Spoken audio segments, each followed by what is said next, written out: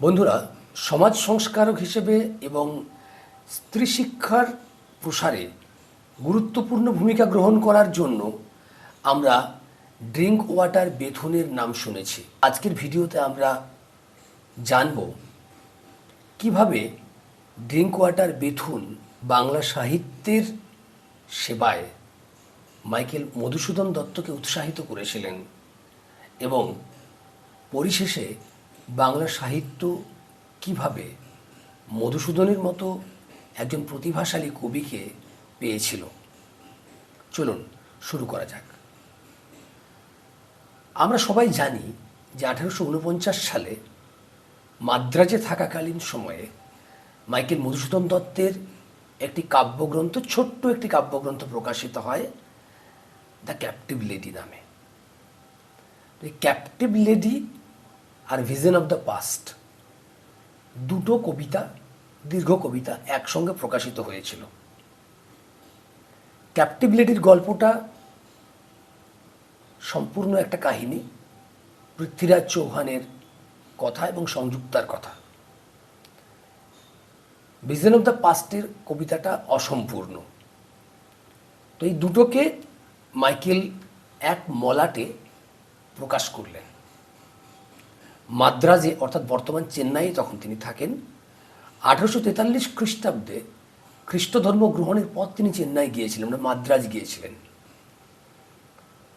তো সেখানে বিভিন্ন পত্রপত্রিকায় তিনি ইংরেজি ভাষায় লিখতেন, টিমোথি পেনপয়েম ছদ্মনামে। মাদ্রাজ স্পেকটেটর বলে একটা পত্রিকায় তিনি প্রথম ক্যাপটিভ লেডি প্রকাশ করলেন, লিখলেন।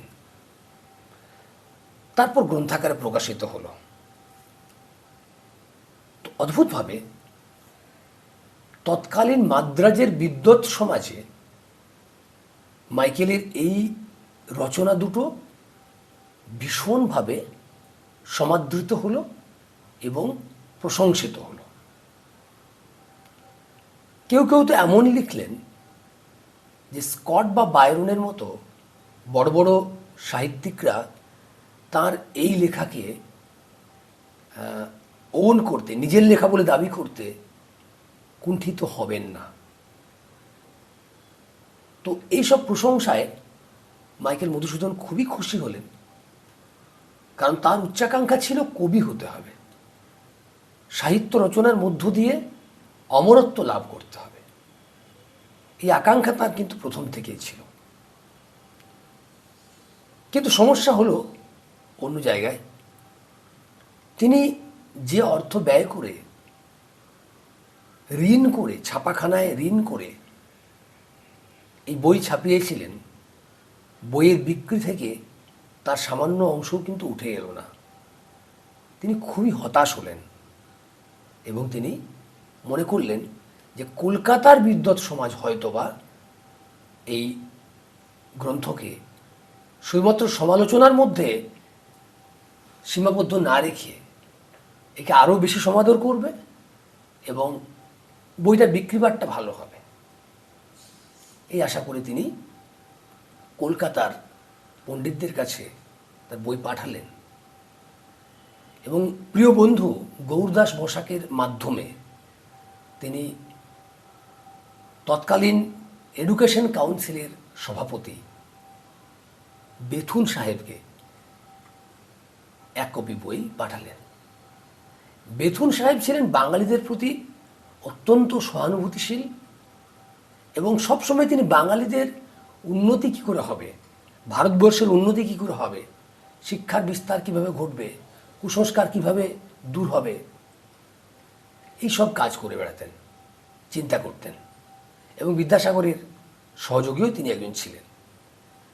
তোমরা জানো বেথুন স্কুল, মেয়েদের জন্য স্কুল তাঁরই নামে এবং তাঁরই প্রচেষ্টায় তৈরি হয়েছিল। তো যাই হোক, বেথুন সাহেব তার এই বইখানা পড়ে গৌরদাস বসাককে চিঠি লিখলেন। এই চিঠিটাই আমি তোমাদের পড়ে শোনাবো। 20 জুলাই 1849, আমি বাংলায় অনুবাদ করেছি চিঠিটা, ইংরেজিতে লিখেছিলেন। গৌরদাস বসাক কিন্তু অত ভালো বাংলা জানতেন না। গৌরদাস বসাক মূলত ইংরেজিতেই লিখতেন, কথাবার্তাও ইংরেজিতেই বলতেন। মাইকেলও সেই ধারারই মানুষ। বেথুন সাহেব লিখছেন, মহাশয়, আপনার বন্ধুর কবিতার উপহার পাওয়ার জন্য তাকে আমার ধন্যবাদ জানাবেন।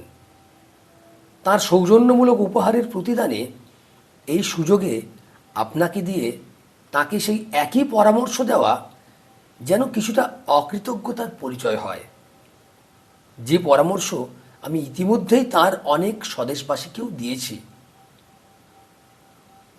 সেই পরামর্শ হলো, তিনি যেন ইংরেজি কবিতা লেখার পরিবর্তে তার সময় আরও ভালো কাজে ব্যয় করেন।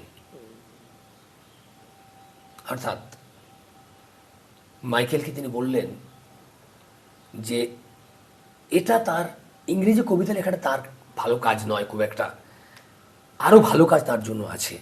তারপর তিনি লিখছেন, ইংরেজি ভাষায় তার দক্ষতার পরিচয় বা অনুশীলন হিসেবে এ ধরনের রচনা অবশ্যই গ্রহণযোগ্য, কিন্তু তিনি যদি ইংরেজি অধ্যয়নের মাধ্যমে অর্জিত রুচি ও প্রতিভাকে নিজের মাতৃভাষার কবিতার মান উন্নত করতে এবং তার ভাণ্ডার সমৃদ্ধ করতে কাজে লাগান, তাহলে তিনি তার দেশের অনেক বেশি উপকার করতে পারবেন এবং নিজের জন্য আরও স্থায়ী খ্যাতি অর্জনের সুযোগ পাবেন। যদি কবিতা লিখতেই হয় তবে নিজের ভাষাতেই লিখুন। আপনাদের দেশীয় সাহিত্য সম্পর্কে আমি যতটুকু জানতে পেরেছি তার শ্রেষ্ঠ নমুনাগুলিও অশ্লীলতা ও স্থূল রুচির দোষে কলুষিত। উচ্চাকাঙ্ক্ষী কোনো তরুণ কবির পক্ষে এর চেয়ে মহৎ কর্মক্ষেত্র আর হতে পারে না যে তিনি তার স্বদেশবাসীদের নিজেদের ভাষায় আরও উন্নত ও উৎকৃষ্ট সাহিত্যের স্বাদ দেবেন। এমনকি অনুবাদের মাধ্যমেও তিনি বড় কাজ করতে পারেন। ইউরোপের অধিকাংশ জাতির সাহিত্য এভাবেই গড়ে উঠেছে। বিনীত আপনার অনুগত সেবক জন এলিয়ট ড্রিঙ্কওয়াটার বেথুন। দেখো, একজন সাহেব তার চিঠি শেষ করছেন এভাবে, আপনার অনুগত সেবক বলে। একজন ভারতীয়কে চিঠি লিখছেন তিনি। বেথুন সাহেব কত বড় মাপের মানুষ ছিলেন তার এই বিনয় থেকেই কিন্তু বোঝা যায়। যাই হোক, সেটা তো অন্য প্রসঙ্গ। আমি ব্যক্তিগতভাবে বেথুন সাহেবের একজন ভক্ত, কিন্তু তার চিঠির বক্তব্য দেখো কত ক্রিস্টাল ক্লিয়ার তার ভিশনটা ছিল, কত স্বচ্ছ তার ধারণা ছিল যে মাইকেল যে রুচি, যে শিক্ষা ইংরেজি সাহিত্যের চর্চা করে অর্জন করেছেন সেটাকে তিনি বাংলায় প্রয়োগ করুন। স্পষ্ট নির্দেশিকা একদম। একটু মাইকেলের সাহিত্য জীবনটা যদি আমরা যখন বিশ্লেষণ করব তখন তোমাদের আমি দেখাবো যে মাইকেল কিন্তু এক্স্যাক্টলি এটাই করেছিলেন। তিনি পাশ্চাত্য সাহিত্য পাঠের মধ্য দিয়ে নিজের যে রুচি নির্মাণ করেছিলেন ওই রুচিকেই তিনি বাংলা সাহিত্যে প্রয়োগ করেছিলেন। যাই হোক, প্রসঙ্গত আরেকটা কথা উল্লেখ করি। এডুকেশন কাউন্সিলের সভাপতি হিসেবে অল্পকাল পরেই কৃষ্ণনগর কলেজে বেথুন সাহেব গিয়েছিলেন বক্তৃতা করার জন্য পুরস্কার বিতরণী অনুষ্ঠানে। সেখানেও তিনি তার এই একই পরামর্শের পুনরুক্তি করেছিলেন। ভারতীয়, বিশেষ করে বাঙালি স্কলার স্টুডেন্ট যারা, তাদেরকে তিনি বলেছিলেন যে চর্চা করতে হবে মাতৃভাষার। ইংরেজি ভাষা যেভাবে ল্যাটিনের চর্চা করে ইংরেজরা উন্নতি করেছে, একইভাবে ইউরোপীয় সাহিত্যের চর্চার মধ্য দিয়ে বাংলা সাহিত্যের বিকাশ ঘটাতে হবে, বাংলা সাহিত্যের নতুন যুগের সূচনা করতে হবে।